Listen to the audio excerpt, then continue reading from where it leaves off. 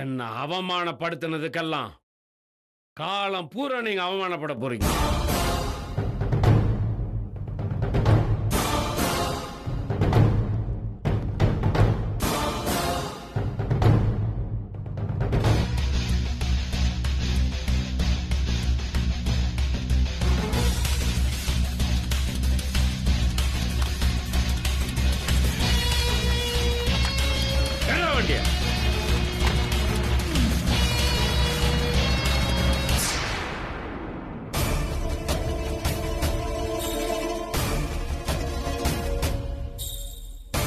என்னடி அந்தால அப்படி பேசிட்டு போறாரு? நம்மால அசிங்கப்பட்டிருக்காருல்ல, அந்த கோவம் இருக்கதாமா செய்யும். நீ அதுக்கெல்லாம் பயப்படாதமா. முதல்ல இவ வாய அடக்குமா. இவ பேசின பேச்சுக்கு எங்க திரும்ப பணத்தை வாங்கிட்டு போயிடுவாரோன்னு பயந்துட்டேன். மயிலு, பணத்தை கொண்டு போய் சாமி படத்துக்கிட்ட வை. ஏதோ நாம பண்ண புண்ணியம் நம்ம கிட்ட இருந்து போன பணம் நமக்கு திரும்ப கிடைச்சிருச்சு, அது போதும். இது உனக்கே நியாயமா இருக்குமா?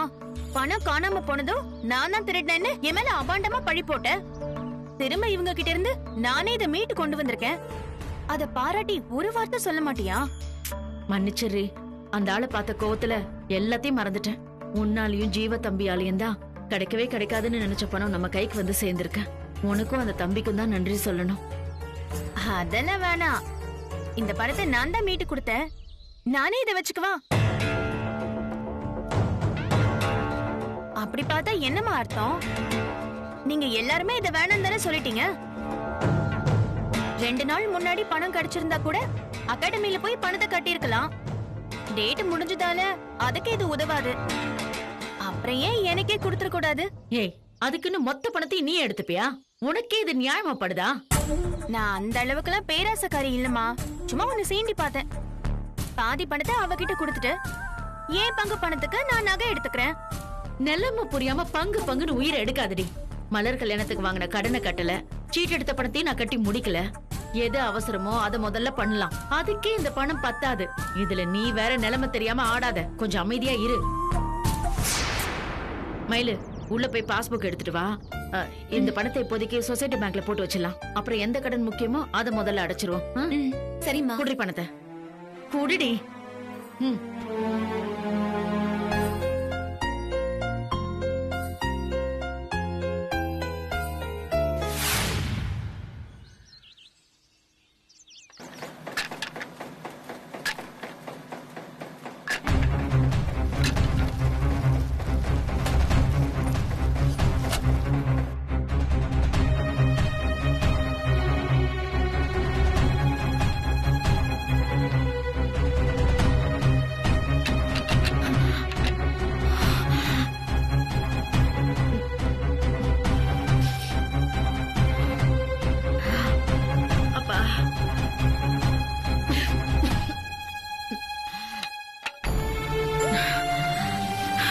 அம்மா, என்னாச்சுமா? ஒண்ணு இல்லடி, நீ போய் வேலையை பாரு. பொய் சொல்லாதம்மா. நீ முடியாம தடுமாறத நான் தான் பார்த்தனே. வயசாயிடுச்சுல, லேசா தடுமாறிடுச்சு. அவ்வளவுதான், நீ போய் வேலையை பாரு. போ, நீ போ. நீ மழுப்பாதம்மா. ஒரு பொண்ணோட கஷ்டம் பெத்த அம்மாவுக்கு எப்படி புரியுமோ அதே மாதிரிதான் பெத்த அம்மாவோட கஷ்டம் பொண்ணுக்கு புரியாதம்மா. எனக்கு ஒண்ணும் இல்லடி, இதெல்லாம் போக போக பழகிடும். இல்லம்மா, உனக்கு இந்த வேலை வேண்டாம். நம்ம கிட்டதான் 3 லட்சம் இருக்குல்லம்மா. அதை வச்சு ஒத்திக்கு 1 ஏக்கரோ 2 ஏக்கரோ பிடிப்போமா. நீ எப்பவும் போல கழனி வேலையே பாத்துக்கோமா. எல்லாம் தெரிஞ்ச நீ எப்படி பேசினா எப்படி? உன் படிப்பு செலவை பின்னால பாத்துக்கலான்னுட்ட. அந்த 3 லட்சத்துக்கு வேற செலவெல்லாம் இருக்கே. சீட்டு பணம் கட்டணும், வாங்கின கடனை கூட இன்னும் கொடுக்கல. அதுல எப்படிமா ஒத்திக்கு நிலத்தை பிடிக்க முடியும்? இப்ப கிடைக்கிற கூலியை வச்சு குடும்பத்தை ஓட்டுவோம். பாக்கி இருக்கிற பணத்தை வச்சு சின்ன சின்ன கடன்ல இருந்து முதல்ல வெளில வர பாப்போம். வேற எதையும் இப்ப யோசிக்க வேணாம். நீ சொல்றதெல்லாம் மயில, நாம இப்படி உட்காந்து பேசுறத பார்த்தா அந்த அம்மா திட்டும். வா, போய் வேலையை பார்ப்போம். போ. அம்மா, அம்மா இருமா, நான் போய் தண்ணி எடுத்துட்டு வரேன். என்ன கோமதி, வேலை நேரத்துல உட்கார்ந்திருக்க? இதான் நீ உண்மையா வேலை செய்யற லட்சணமா? இல்ல சலமா, லேசா மயக்கமா இருந்துச்சு, வேற ஒண்ணு இல்ல. இத பார், உடம்பு முடியலன்னு வீட்டுல உட்காரணும். இங்க வந்து ஏன் எங்களை எல்லாம் கஷ்டப்படுத்துற? நான் இருக்கிற வேலையை பாப்பனா இல்ல உன்னை பாப்பனா? சரி, கொஞ்ச நேரம் தான். அம்மா, இந்தம்மா குடிமா. அம்மா கொஞ்சம் நேரம்னா எவ்வளவு நேரம் கோமதி? காலையில வந்ததுமே மயக்கம் வந்து சாஞ்சிட்டேன். இன்னைக்கு முழிக்கா எப்படி சமாளிப்பேன்? 2 நடம் நடந்துட்டு அரை மணி நேரம் படுத்துக்கிட்டேன்னா நான் எந்த கணக்குல கூலி கொடுக்கறது? வேலை செய்யறதுக்கு தானே கூலி, படுத்து கிடக்கிறதுக்கு எல்லாம் கூலி கொடுக்க முடியாதுல்ல. இல்ல சலமா, அவ்வளவுதான், இனி உட்கார மாட்டேன். தண்ணி குடிச்சிட்டல, தெம்பு. வார்த்தையில இருக்கிற தெம்பு உடம்புல இல்லையே. நீ முடியாத வேலை செஞ்சு உனக்கு ஏதாவது ஆயிட்டா நாளைக்கு எல்லாம் ஏ தலையில தான் விடியும். இதெல்லாம் சரியா வராது கோமதி. நீ வீட்டுக்கு போயிடு. நீ இன்னைக்கு லீவ் நான் போட்டுக்கிறேன். ஆமாமா, உடம்பு முடியலங்கிறப்ப வீட்ல இருக்கிறது தாமா நல்லது. வாமா போலாம். இல்ல கோமதி தான் நான் போக சொன்னேன். நீ எங்க கிளம்புற மயிலு? இந்த மாதிரி நேரத்துல அம்மாவை எப்படிக்கா தனியா அனுப்புறது? இது பாரு, நான் போய்க்கிறேன். என் கூலிதான் இல்லன்னு ஆயிடுச்சு. உன் கூலியாவது கிடைக்கட்டும். அம்மா, ஒரு நாள் கூலி தானம்மா, போனா போகட்டும். நீ வா போலாம், வா. இல்லடி, நீ இரு, நான் போய்க்கிறேன். எனக்கு முடியலன்னா நான் சொல்ல மாட்டேனா? அம்மா, நான் வேணா கைலாக்காக்கு போன் பண்ணி வர சொல்லட்டுமா? அதெல்லாம் ஒண்ணு வேண்டாம். நான் அப்படியே வீட்டுக்கு போய்க்கிறேன். வீட்டுக்கு போயிட்டு போன் பண்றேன். நீ போய் வேலையை பாரு, போ. இத பாரு கோமதி, முதல்ல நீ கிளம்பு. அப்பதான் இவன் நகருவான். வரேன். நீ பாரு, நீ வேலையை பாரு. வரேன். அம்மா மயிலே, பாத்துட்டே இருந்தா எப்படி? நீ போ, போய் வேலை பாரு.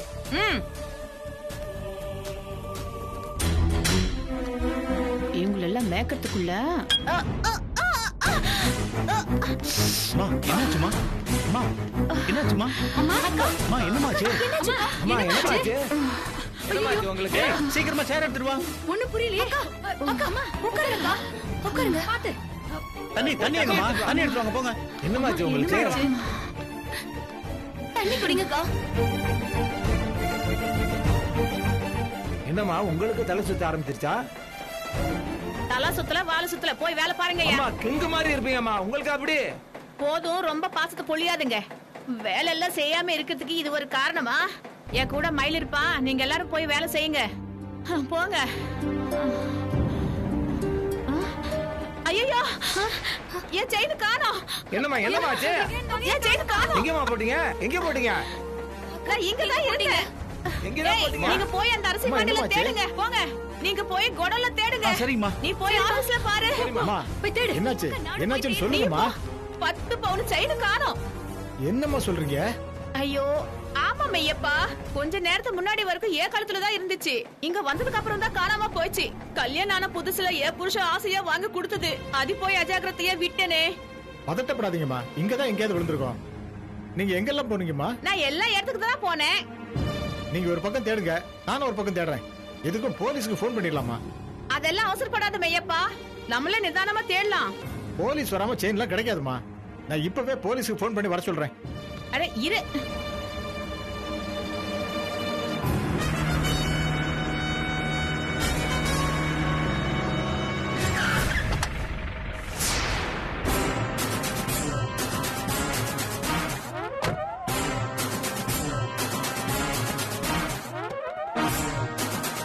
வணக்கம் சார். நீதான் போன் பண்ணியா? ஆமா சார். வா. வாங்க.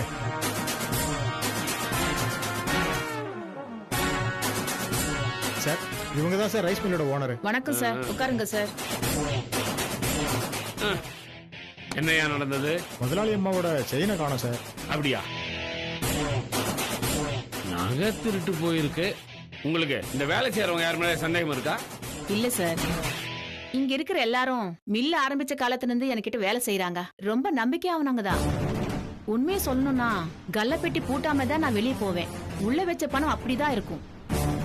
அது திறந்த பாக்குற புத்தி கூட யாருக்குமே கிடையாது. உண்மையா சொல்லணும்னா நகை தொலைஞ்சு போச்சா இல்ல திருடு போச்சான்னு தெரியாது சார். கொஞ்ச நேரம் முன்னாடி வரைக்கும் என் கழுத்துல தான் இருந்துச்சு, இப்போ காணோம். இதுல நான் யார் சார் சந்தேகப்பட முடியும்? சரி, பழைய ஆளுங்க மேலாம் உங்களுக்கு சந்தேகம் வரல, அது பரவாயில்ல. யாரையாவது புதுசா வேலைக்கு சேர்த்திருக்கீங்களா? ஒரு அம்மாவும் பொண்ணும் 2 நாளுக்கு முன்னாடி தான் சேர்ந்தாங்க. அப்படியா? அவங்களை கூப்பிடுங்க, முதல்ல அவங்கள விசாரிப்போம். அந்த அம்மா இந்த ஊருக்கு வந்ததுல இருந்து எனக்கு தெரியும் சார். அவங்க ரொம்ப நல்லவங்க. அவங்க இந்த மாதிரி செஞ்சிருக்க வாய்ப்பே இல்ல. அப்படியா? சரி, நீங்க உங்க செயினை மறந்துடுங்க, நான் கிளம்புறேன். சார், என்னாச்சு சார்? எதுக்காக கோபப்படுறீங்க? உட்காருங்க வேற சார். என்ன பண்றது? எல்லாரையும் நல்லவங்க நீங்களே சொல்றீங்க, யாரையும் விசாரிக்கவும் கூடாதுன்றீங்க. அப்புறம் நான் எப்படி உங்க நகையை கண்டுபிடிச்சு கொடுக்க முடியும்? உங்க கழுத்துல இருந்த செயினை யாரும் அறுத்துட்டு போகல அப்படின்னா அது எங்கேயாவது கலந்து தானே கீழே விழுந்திருக்கோம். அது யார் கண்ணிலையாவது பட்டிருக்கலாம். அவங்களுக்கு என்ன அவசரமோ அதை எடுத்து கூட வச்சிருக்கலாம். கழுத்துல இருக்கிறத அறுத்தாலும் திருட்டு தான், தெரியாம எடுத்து வச்சுக்கிட்டாலும் திருட்டு தான். அந்த திருட்டை எப்படி கண்டுபிடிக்கிறது? எல்லாரையும் கூப்பிட்டு விசாரிச்சா தானே எனக்கு தெரியும். சார் சொல்றது சரிதாம்மா, எல்லாரையும் கூப்பிட்டு விசாரிக்கலாமா? சரி நீ போ. சரிங்கம்மா.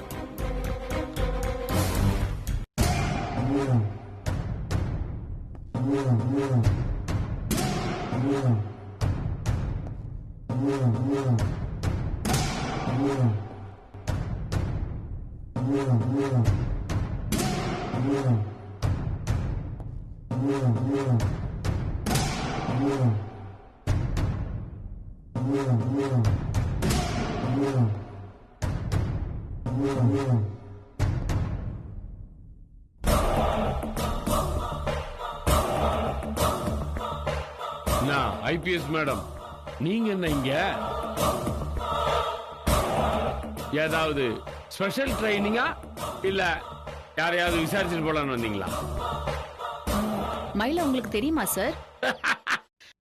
இந்த மயில் யாருன்னு எனக்கும் தெரியும், நான் யாருன்றது மயிலுக்கு நல்லாவே தெரியும். அந்த கணக்கு வேற, அதை நீங்க விட்டுருங்க. ஆமா, அம்மாவும் பொண்ணும் புதுசா சேர்ந்திருக்காங்கன்னு சொன்னீங்களே, இவங்க தானா அது? ஆமா சார். அப்ப இவங்க அம்மாவை தான் முதல்ல விசாரிக்கணும். உங்க அம்மா எங்க? அம்மாவுக்கு உடம்பு முடியல, வீட்டுக்கு போயிருக்காங்க சார். எனக்கு என்ன ஒண்ணு புரியலன்னா, அன்னைக்கு ஸ்டேஷனுக்கு வந்தப்பவும் உங்க அம்மாவுக்கு உடம்பு முடியல, நான் பணத்தோட உங்க வீட்டுக்கு வந்தப்பவும் உங்க அம்மாவுக்கு உடம்பு முடியல, இப்ப வர சொல்லுன்னு சொன்னப்பவும் உங்க அம்மாவுக்கு உடம்பு முடியல. 365 நாளும் உங்க அம்மாவுக்கு உடம்பு முடியாம தான் இருக்குமா? ரொம்ப சீக்காலியோ? நல்லாவே இருக்க மாட்டாங்க போல இருக்க. இல்ல நான் கூப்பிடும் போது மட்டும் உடம்பு சரியில்லாம போயிடுதா? சார் நிஜமாவே அவங்க அம்மாக்கு உடம்பு முடியல, நான் தான் வீட்டுக்கு போன அனுப்பி வச்சேன். அப்படியா? அந்த அம்மாவை தான் முதல்ல விசாரிக்கணும், போன் பண்ணி வர சொல்லுங்க. சார், உடம்பு முடியாதவங்க எப்படி சார் இங்க வர முடியும்? தபாரே, உங்க அம்மா நடந்து வருவாளா பறந்து வருவாளான்னு எனக்கு தெரியாது. நான் விசாரிக்கணும்னா இங்க வரணும், வர சொல்லு.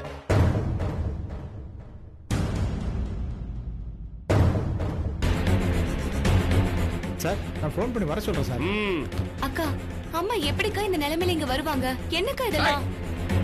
என்ன சிம்பத்தி கிரியேட் பண்ணியா? அப்படியே கண் கலங்கி நின்னுட்டா சும்மா விட்டுருவேன்னு நினைச்சியா?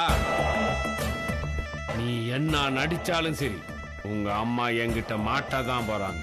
சார் மயிலையும் அவங்க அம்மாவும் சந்தேகப்படாதீங்க சார். பாவம், படிப்புக்காக நிலத்தை வித்து வாங்கின பணத்தையும் தொலைச்சு நிக்கிறாங்க சார். பணம் காணாம போச்சுன்னு சொன்னாங்களே, அந்த பணத்தை நான் கண்டுபிடிச்சு அவங்க வீட்டுல கொண்டு போய் கொடுத்தனே, அத சொன்னாங்களா? உங்க நகை திருட்டுக்கு மோட்டிவேஷன் கரெக்டா இருக்கு. இவ வீட்டுல ஏகப்பட்ட கடன், நிறைய கஷ்டம், நிலத்தை விக்கிற அளவுக்கு பிரச்சனை, 3 பொண்ணுங்க.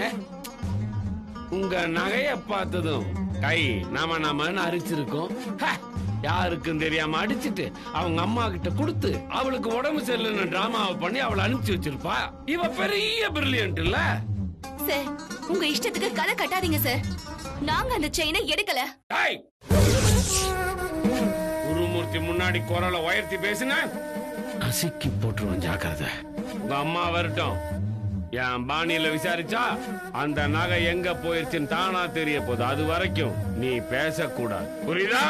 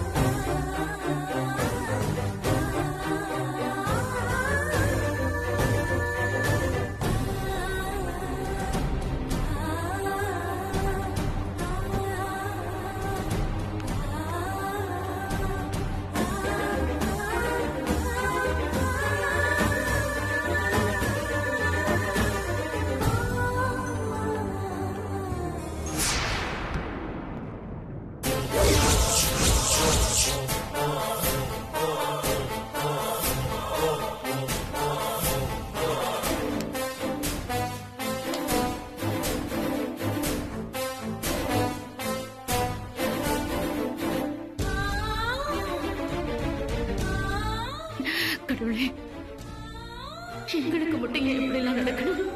பணம் திருட்டு போய் என் பொண்ணு படிக்க வைக்க முடியாம போயிடுச்சு. கூலி வேலை செஞ்சு ஒரு வேளை கஞ்சியாவது குடிக்கலான்னு பார்த்தா எங்க மேலே திருட்டு பழி விழுது. நாங்க உனக்கு என்ன குறை வச்சோம் சாமி? மேல மேல எங்களுக்கு சோதனை கொடுத்து ஏன் எங்களை இப்படி கஷ்டப்படுத்துற?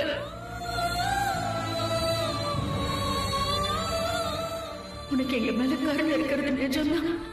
இந்த பிரச்சனையில இருந்து எங்களை காப்பாத்து. நான் மயில உங்க அம்மாவை இன்னும் காணோம். அப்படியே தப்பிச்சு போகணும் தகவல் கொடுத்துட்டியோ? சார், தப்பு செஞ்சவங்க தான் தப்பிச்சு ஓடணும். எந்த தப்பு செய்யாத நாங்க ஏன் சார் தப்பிச்சு ஓடணும்? மயிலே, எனக்கு உன் மேல நம்பிக்கை இல்ல. உன் போனை காட்டு. பாருங்க சார், நான் போனும் பண்ணல, மெசேஜும் பண்ணல. நல்லா பாத்துக்கோங்க சார்.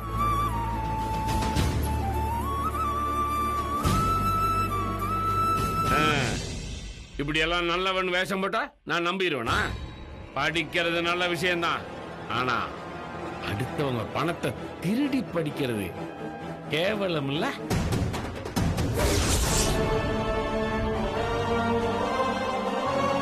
அதுவும் நீ என்ன சாதாரண ஆளா? வருங்காலத்துல பெரிய போலீஸ் அதிகாரியா வந்து நிக்க போறவ உனக்கே இப்படி திருட்டு புத்தினா எனக்கு ரொம்ப அசிங்கமா இருக்கு. மயிலு, உனக்கு போலீஸ் ஆகிற தகுதியோ அருகதையோ கொஞ்சம் கூட இல்ல. உன்ன மாதிரி ஒரு திருடி என் டிபார்ட்மெண்ட்டுக்கு வர்றது எனக்கு சுத்தமா பிடிக்கல. உன்னை செலக்ட் பண்ற இடத்துல நான் மட்டும் இருந்தேன்னு வச்சுக்க, உன் அப்ளிகேஷனை கிழிச்சு உன் மூஞ்சிலேயே விசிறி அடிச்சிருவேன். போதும், நிறுத்துங்க சார். எனக்கு இப்பதான் ஞாபகம் வந்துச்சு. என் செயின் ஒண்ணும் காணாம போல. என் பொண்ணு கிட்டதான் இருக்கு. நீங்க கிளம்பலாம். விளையாடுறீங்களா? எனக்கு என்ன வேற வேலை வெட்டி இல்லைன்னு நினைச்சீங்களா? மத்த கேஸ் எல்லாம் விட்டு அவசரமா இங்க ஓடி வந்தா செயினை காணா, நீங்க இப்ப கிடைச்சிருச்சு டிராமா பண்றீங்க. சார், நான் உங்களுக்கு கூப்பிட வேணான்னு தான் சொன்னேன். மெய்யப்பதான் அவசரப்பட்டான். உங்களை அலை வச்சதுக்கு மன்னிச்சுக்கோங்க. இப்போ நீங்க கிளம்பலாம். ஓஹோ, நீங்க வானா வர்றதுக்கும் போனா போறதுக்கும் அவன மாதிரி நான் உங்க வீட்டு வேலைக்காரன் நினைச்சீங்களா? Government servant. உங்க இஷ்டத்துக்கு என்ன ஆட்டி வைக்க முடியாது. என்கொயரி முடியாம இங்கிருந்து நான் கிளம்ப மாட்டேன். செயின் தான் இருக்குதுன்னு சொன்னனே, குறவை எதுக்கு சார் இந்த என்கொயரி எல்லாம்? நாங்க எழுத்துப்பூர்வமா கம்ப்ளைண்ட் குடுக்கலன்றப்ப நீங்க இங்க விசாரிக்க வேண்டிய அவசியமே இல்ல. கிளம்புங்க. நீங்க உண்மைய சொல்லல.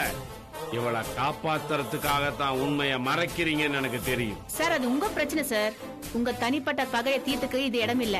இப்ப நீங்க கிளம்புறீங்களா இல்ல நான் மேலதிகாரி கிட்ட பேசவா? எல்லாருமா ஒண்ணு சேர்ந்துகிட்டு என்ன முட்டாளாக்கிட்டீங்களா? உங்க யாரையும் நான் விட மாட்டேன்.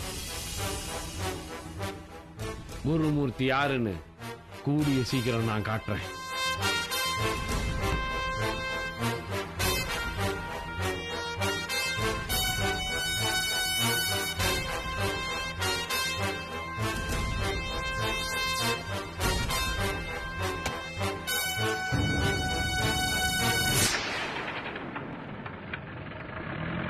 என்ன வண்டிய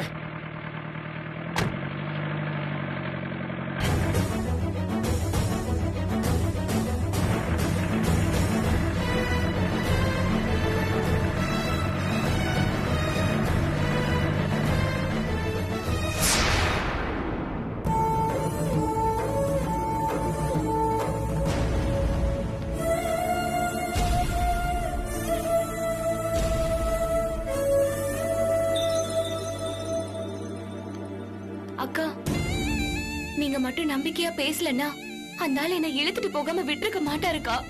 ரொம்ப நன்றிக்கா. என்ன மயில் இது? நான் கராரான பொம்பளைதான். ஆனா மனுஷங்களை நம்பாதவ இல்ல. நீ என் பொண்ணு மாதிரி. அந்த ஆள உன்னை சீண்டது நான் வேடிக்கை பாப்பனா? ரொம்ப நன்றிக்கா. ரொம்ப நன்றி. எங்க மேல விழ இருந்த பெரிய திருட்டு பழியில இருந்து எங்களை காப்பாத்திட்ட. மயில, வா, இனிமே ஒரு நிமிஷம் கூட இங்க இருக்க கூடாது. வா, வீட்டுக்கு போயிடலாம். கேமா வேலைக்கு வந்த 2வது நாள்லயே நம்ம மேல திருட்டு பழி விழுந்திருக்கு. இதுக்கு மேல நாம எங்க வேலை செய்ய வேணாம். அம்மா, செயின் கிடைச்சிச்சுமா.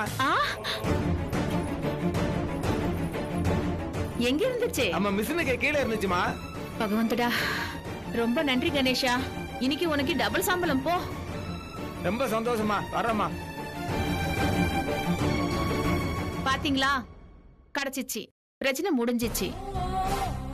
விடுங்க.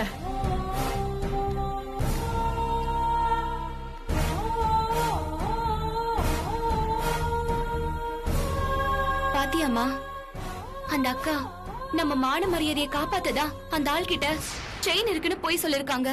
ஆனா எனக்காக பேச வேண்டிய நீ இங்க வரவே இல்ல. கூப்பிட்ட நேரத்துக்கு நீ எப்பவும் வந்திருக்கணும் இல்லம்மா. அது அந்த ஆள் இங்க இருப்பான்னு நான் எதிர்பார்க்கலடி. நான் தான் சொன்னேன்ல, அந்த ஆள் முகத்துல முழிக்கவே எனக்கு விருப்பம் இல்ல.